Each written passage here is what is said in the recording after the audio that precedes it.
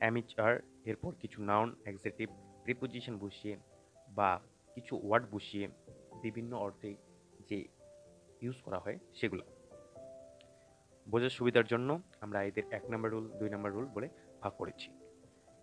তো তোমাদের কাছে একটাই অনুরোধ রইল, তোমরা এই ভিডিওটা শেষ পর্যন্ত দেখবে।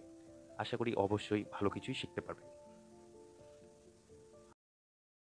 কেউ কোনো কিছু পড়তে মগ্ন আছে, সেক্ষেত্রে আমরা অক্সিলারি ভার্ব অর্থাৎ অ্যামিচার এরপর ইনটু বসিয়ে সাবজেক্ট অর্থাৎ যাতে বা যেখানে বা যেটাতে সে মগ্ন আছে সেটা তুলে দিব। যেমন সে খেলা করায় মগ্ন আছে, তো সেক্ষেত্রে আমাদের ইংরেজি যেটা দাঁড়াবে সেটা হলো হি ইজ ইনটু প্লে।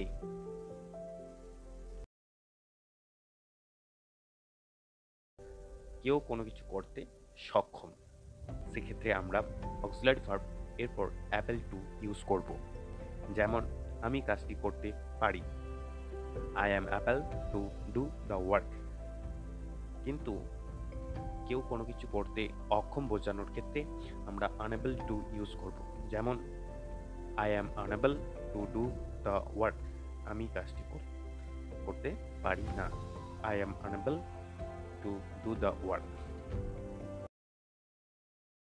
কোনো কিছুর পরিকল্পনা, সেক্ষেত্রে আমরা অক্সিলারি ভার্ব অর্থাৎ অ্যামিচারের পর প্ল্যানিং টু ইউজ করে থাকি। যেমন সে বাড়ি বানানোর পরিকল্পনা করছে, he is planning to make house. কোনো কিছু করার চেষ্টা করা, কোনো কিছু করার চেষ্টা করা, সেক্ষেত্রে আমরা অক্সিলারি ভার্বের পর ট্রাইং টু ইউজ করব। যেমন সে বই পড়ার চেষ্টা করতেছে, he is trying to read বুক।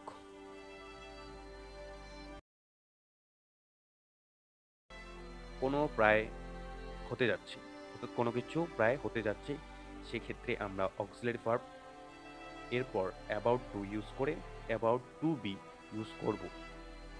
এবং এক্ষেত্রে মনে রাখতে হবে টু বি বা বি এরপর ভার্বের থার্ড ফর্ম মূলত বসে থাকে। যেমন কাজটি প্রায় শুরু হয়ে উঠেছে, the work is about to be started. কোনো কিছু করা হচ্ছে বা হয়ে উঠেছে, সেক্ষেত্রে আমরা অক্সিলারি ভার্বের পর গেটিং ইউজ করে থাকি। যেমন আমার দাদু দিন দিন বৃদ্ধ হয়ে যাচ্ছে, my grandfather is getting getting old day by day.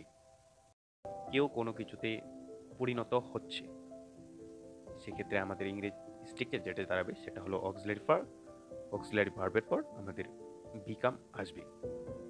যেমন তামিন দলনেতা হচ্ছে, তামিন ইজ বিকামিং টিম লিডার।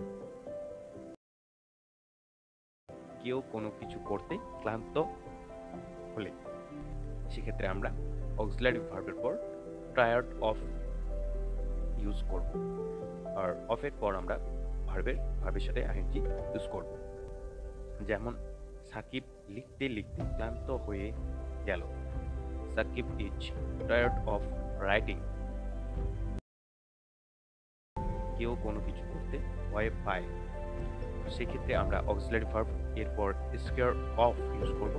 আগের মতো অফ এরপর ভার্বের সাথে আইএনজি ইউজ হবে। যেমন সে ইংলিশ পড়তে ভয় পায়, he is scare of reading English. কোনো কিছুতে ভালো লাগবে বা মানাবে, সেক্ষেত্রে আমরা অক্সিলারি ভার্বের পর লুক নাইস উইথ ইউজ করব। যেমন তোমাকে শাড়িতে ভালো লাগছে বা লাগবে, সেক্ষেত্রে আমাদের ইংরেজি যেটা দাঁড়াবে সেটা হলো you are look nice with sari. আশা করি